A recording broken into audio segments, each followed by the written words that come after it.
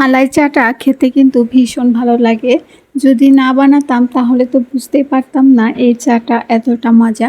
তো চলুন ভিডিওটা আপনাদের সাথে শেয়ার করি। প্রথমে আমি একটা প্যানে পরিমাণ মতো দুধ নিয়েছি। আমি যতটুকু চা বানাবো সেই অনুযায়ী দুধটা নিয়ে নিয়েছি।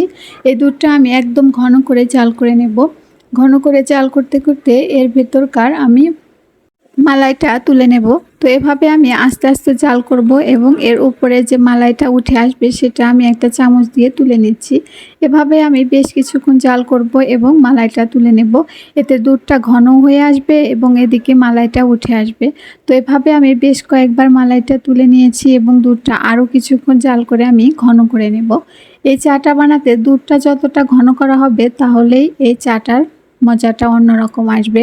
তো এভাবে আমি বেশ কিছুক্ষণ তুলে নেওয়ার পর দুধটা আমি আরও কিছুক্ষণ জাল করে এরকম করে ঘন করে মালাইগুলো তুলে নিয়েছি। দুধটাও দেখুন ঘন হয়ে এসেছে, এর ভেতরেও কিন্তু মালাইটা ছড়িয়ে গিয়েছে। তো এভাবে আমি নামিয়ে নিয়েছি। তারপর একটা পাতিলে আমি পরিমাণ মতো পানি দিয়ে দিয়েছি।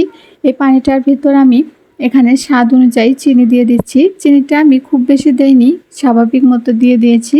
তারপর পানিটা আমি ভালো করে ফুটিয়ে নেব। তো ৩-৪ মিনিট পানিটা ফুটানোর পর এর মধ্যে আমি চা পাতিগুলো দিয়ে দিয়েছি। তো এই চাতে একটু চা পাতি বেশি লাগে, তো দিয়ে এটা আমি ৫-৬ মিনিট জাল করে নেব। এতে এর ভেতরের কালারটা সম্পূর্ণ ছেড়ে দেবে। তো এভাবে আমি ৪-৫ মিনিট জাল করার পর এটা আমি নামিয়ে নিয়েছি।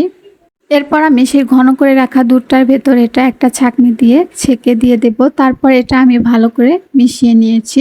দেখুন কালারটা কতটা সুন্দর এসেছে। তো এভাবে মেশানো হয়ে গেলে তারপর আমি এটা একটা কাপে ঢেলে নিয়েছি। এখন এটা পরিবেশন করার পালা। তো একটা কাপে আমি ঢেলে নিয়ে এর মধ্যে আমি সেই জমিয়ে রাখা মালাইটা দিয়ে দেব। তারপর এটা আমি ভালো করে নেড়েচেড়ে মিশিয়ে নেব। এখন শুধু এটা খাওয়ার পালা। তো ভিডিওটা কেমন লাগলো অবশ্যই জানাবেন। আজ এ পর্যন্তই, সবাই ভালো থাকবেন। খোদা হাফেজ।